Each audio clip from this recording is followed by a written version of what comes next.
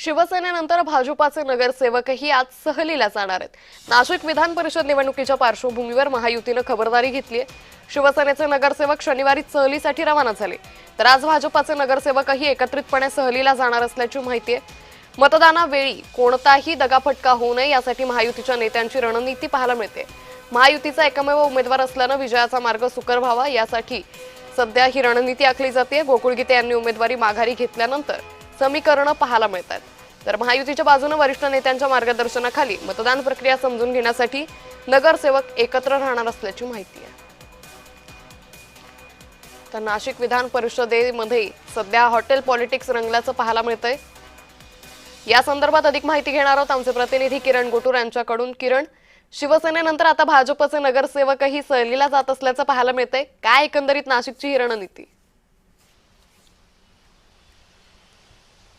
अंकिता, अगदी सुरुवातीपासूनच नाशिक विधान परिषदेची ही जी आहे ती निवडणूक वेगवेगळ्या कारणामुळे आतापर्यंत चर्चेत आलेली आहे। अगदी सुरुवातीला अनेक जणांनी बंडखोरी केली होती, त्यामध्ये काही भाजपची सुद्धा लोक होते, पण वरिष्ठांनी समजवल्यानंतर भाजपच्या काही बंडखोरांनी मागे घेतलं। पण गोकुळ गीते यांनी निवडणूक हे लढण्यावरती ठाम राहिले आणि त्यानंतर महायुतीतले काही मंत्री हे गोकुळ गीते यांची समजूत काढली आणि गोकुळ गीते यांनी सुद्धा अखेर माघार घेतल्यानंतर आता महायुतीचा जो विजयाचा मार्ग आहे तो अत्यंत सोपस्कर झालेला आहे। आणि तरी सुद्धा 18 तारखेला कुठलाही दगाफटका नको म्हणून महायुतीकडनं हे संपूर्णपणे काळजी घेण्यात येत आहे। शनिवारी शिवसेनेचे सगळे जे नगरसेवक आहेत ते ठाण्याच्या दिशेने रवाना झालेले आहेत आणि आज भाजपचे नगरसेवक सुद्धा एका अज्ञातस्थळी जात असल्याची माहिती जी आहे ते सूत्रांकडून मिळते।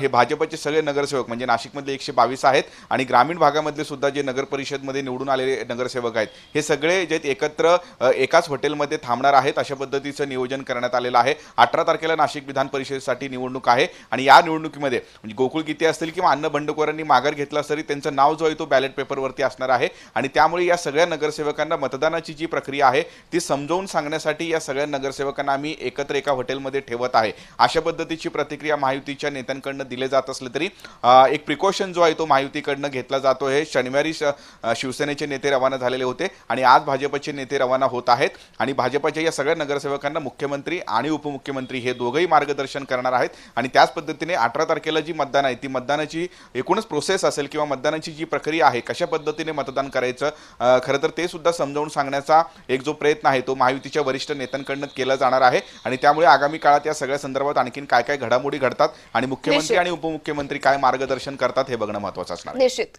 किरण, या संदर्भातले अपडेट आम्ही तुमच्याकडून घेत राहू। तुर्तास धन्यवाद आपण दिलेल्या सविस्तर माहितीसाठी।